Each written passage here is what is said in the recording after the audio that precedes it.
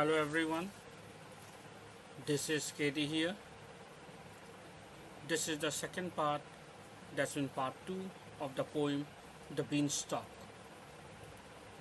In the previous part, that is part 1, I have completely narrated the story of Jack and the Beanstalk. In this part, part 2, I am going to explain you all the complete poem which you have in your book.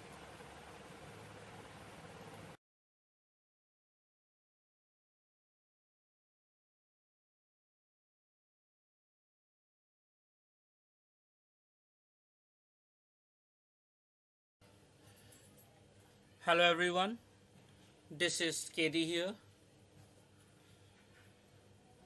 This is the second video on the beanstalk. I have already given you the first video on this poem, the beanstalk. In the first video, in my previous video, I have explained you the complete story related to the beanstalk. I told you in my previous video that this poem, this our existing poem, which is in our book, is based on a story of the Jack and the Beanstalk. And what is that story? I have already told you in my first video. So this is my second video, and in this video I am going to explain you the poem which is in your book. So I am going to explain this poem for you. So please pay attention and listen and understand the poem and its explanation properly.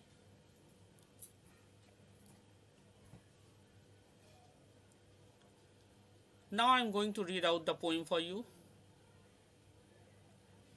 Ho giant, this is I have built me a beanstalk into your sky. La, but it's lovely up so high. Actually, before telling you this poem, explaining you this poem, I am telling you in what context this poem has been written and what does this poem refers to.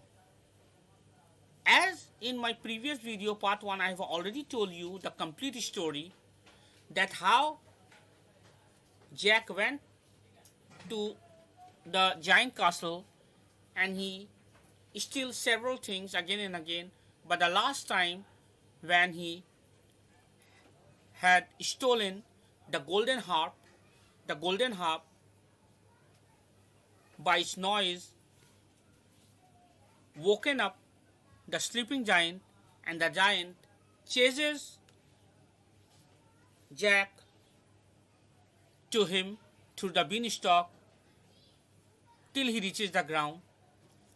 And after reaching the ground faster than the giant, what Jack has done, taking an axe, he had cut down the beanstalk, and with it, by falling off the beanstalk, the giant who was coming down through this beanstalk, he had also fallen to the ground and he died. So when Jack had come down and he was about to cut this beanstalk, he had seen the giant chasing him was also coming after him through this beanstalk. So at this particular time, whatever has been said in this poem, actually here the narrator is Jack, who is saying all this poem to the giant. Whatever in this poem, it is the narration, the quoting of Jack, which he is saying to the giant after he coming down, and he was about, before he cut down the beanstalk, he's saying this and referring to the giant. So this is, on this context this poem has been written, and I hope you have understood this. Now it will be easy for you to understand at what instance, at what time of the story this given line in this poem has been said by Jack to the giant. So I hope you have understood. Now, after coming down, when Jack was about to cut down the beanstalk and he saw that the giant was coming down, so referring to the giant, addressing to the giant, Jack have quoted these lines which have taken the form of the poem in this book now. So Jack is saying to the giant, Ho giant means referring to the giant, listen giant, this is I. He is saying, giving superiority to himself, that this is I. If you think that you are a giant, you are superior, you have power, you are great, you have magic, you have wealth, you have everything, then don't think me as an ordinary person. This is I. I mean, here I has been referred here as Jack. He's saying to the giant, Ho giant, this is I. That means Jack. I have built me a beanstalk into your sky. See my power. This is my power. This is my cleverness. This is my capability, that I have grown this beanstalk. I have made this beanstalk which can reach to your home, to the sky. I have made this beanstalk. I have built a beanstalk into your sky. La, but it's lovely up so high. And wow, I am proud on myself that I have made this beanstalk so high, which is your home. Now then Jack says, this is how I came. I put. Now here, after whatever Jack has said this line to the giant, in return the giant is saying to the boy, that's mean to the Jack, what the giant is saying. Let's see. The giant is saying, this is how I came. I put here my knee, there my foot, up and up, from shoot to shoot, and the blessed bean stalk thinning. That's mean the giant is saying, like this beanstalk which you are saying that you have built to the sky, now like this beanstalk which is touching your ground, I will touch my feet to the ground and teach you a lesson, punish you for what you have done, for stealing my belongings, my golden harp and other things. Again Jack is saying, like the mischief all the time. Ho giant, you know that I am a mischievous boy, and like all the time I am mischievous, this time also I am mischievous. Then it took me rocking, spinning in a dead, dizzy, sunny circle, making angles with the root. I like to do some mischievous things, and that is why out of mischievousness I have grown this beanstalk to the sky, which is your home. Making angles with the root, like in different angles. This beanstalk coming out of its root, it went to the sky. Far and out above the cackle of the city I was born in. And I liked your home, I liked your place at the top of the sky, where there is complete silence from the noise of my city, from the noise of my place, which is there in the ground here. That's when here Jack wants to say by saying this line, far and out above the cackle of the city I was born in. That's when in this way Jack wanted to say that where I am living in a city It's a place of noise where people speak, where people say many things. But in your sky, the castle, there are peace, there is calm, there is peace, and very silence. And I liked that environment, that place. Till the little dirty city, and the light so sheer and sunny, shone as dazzling bright and pretty as the money that you find in a dream of finding money. Then Jack said that my city, my home, which was simple, which was ordinary, because it has no money. I don't have the comfort, I don't have the grandeur like you have in the sky, in your place, in your castle, the facilities which you get, I don't have. I have the hut, you have the castle. I don't have the gold and the diamonds which you have. But by bringing your wealth from the sky to the ground, I have made my ground, my house, my environment shining, dazzling. And now my home, my life is also going to become comfortable like you. My home is also going to be shine like your castle now, because I have brought your wealth, some portion of your wealth, to the ground from the sky. This is my capacity. This is what I can do. By saying this, Jack wanted to challenge, wanted to say to the giant that he is not so weak, he is not so ordinary. If he is a giant, then he is also not less than a superhuman, which can go to the sky, which can steal the giant belonging and come down anytime. As the money that you find in a dream of finding money. What a wind, what a morning, till the tiny shiny city when I shot a glance below. Jack is saying, what a great beautiful day it was when I've shown out of anger, when I've thrown these beans, magical beans I didn't know, on this place, on my garden around from my window, and I didn't know that this is going to be a beanstalk, and through this beanstalk I will reach such a great castle.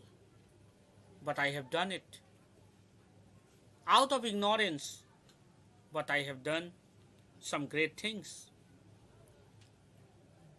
And it was a lovely morning,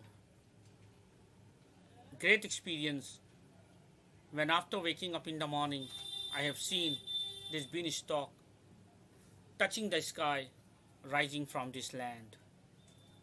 What a wind, what a morning it was, till the tiny shiny city. When I shot a glance below, that's when he's saying that from the up, Jack is saying that from the up, when he was seeing his house, his home, down, everything was looking very tiny, very small. When I shot a glance below, shaken with a giddy laughter, that's mean out of my ignorance, out of my silliness, I was laughing.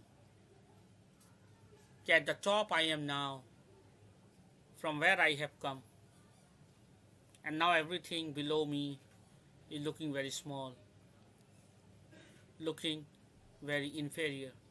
By saying this, Jack wanted to say that if I can make this beanstalk and build this beanstalk to your sky, that's when I cannot be ordinary. And if like me, if any ordinary man want to have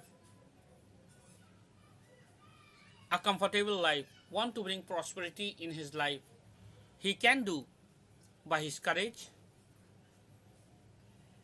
by his effort, and by his positive thought. He said, by saying this, he is giving inspiration to others. Many times we all always complain that why we are like this, why we are not getting good marks, why we are poor. But before saying that, we should think that God has given us the equal power to everyone. Equal thought, equal power, He has distributed to all human beings. If we want, if we put effort, if we try, we can do many extraordinary things and we can make our life better and comfortable and prosper. This inspiration and this lesson he wanted to give to human beings by his life, by his act, what he has done. Now come back to the poem. Was a dewdrop on a blade, and a pair of moments after. That's mean now Jack is saying, okay, what a dewdrop on a blade, and a pair of moments after was the whirling guess I made, and the wind was like a whip. That's in what I have felt when I was up. The cold wind when touching my body, I was feeling just like the cold wind like a whip is hitting my body. It is so cold up. Cracking past my icy ears, and my head stood out behind, and my eyes were full of tears, wide open and cold.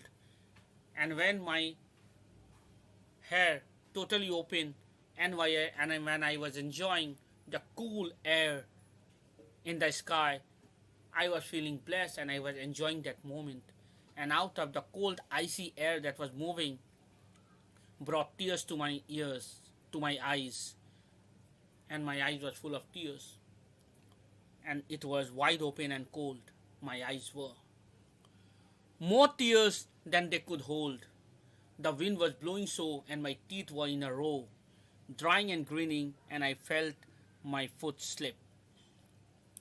And the cold wind was blowing, shaking my body, and my teeth was cracking in a row, and I was grinning, and I was feeling my foot is going to slip and I will go down. And I scratched the wind and whined, and I clutched the stalk and jabbered, with my eyes shut blind, what a wind, what a wind. And when I was coming down, I had felt that the wind was roaring around me, and I thought that I'm going to fall. But still, I kept on holding the beanstalk tightly, and in this way, I came down, keeping my eyes shut and holding the beanstalk tightly. What a wind it was, very cold. Now come to the last para of the poem. Your broad sky, giant, referring to the giant, he's saying, your broad sky, that's when your big sky, is the chef of a cupboard. It's just like the chef of a cupboard. And I make beanstalks. I am a builder like yourself. And I am a great builder. As you have made a castle in the sky, like that I have made a beanstalk from the ground to your castle in the sky. But beanstalk is my trade. He's saying that beanstalk was my business, which is my trade mean is my job. He told that I'm mischievous, whatever I want, I do that at that time. So it is my business, this is my trade to do this sort of fun experience. And he did. I could make a shelf. Now I can make myself. Don't know how they are made. But I don't know how they are made, but still I will try. But now he's saying that this beanstalk has to die. Now this beanstalk is going to be cut down by my axe, and I'm going to bring your end very soon. Don't know how they are made, but now beanstalk is more plain. La, what a climb. I have enjoyed what a climb, and I will remember it like like an unforgettable experience. It is going to be in my mind. Why Jack is saying all this? Because in the next moment he's going to cut the beanstalk, and after that no more he can climb up to the sky. That is why he's saying so. And after saying this, Jack has taken an axe and he has cut down the beanstalk, and the giant fell to the ground and died.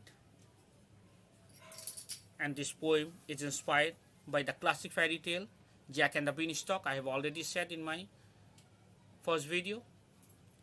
And this poem is written by the poet Edna St. Vincent. Edna St. And this poem is written by Edna St. Vincent Millay. I hope you have understood the whole poem completely, the whole story related to it also completely, and I hope you have enjoyed the video. Happy digital learning. Good day.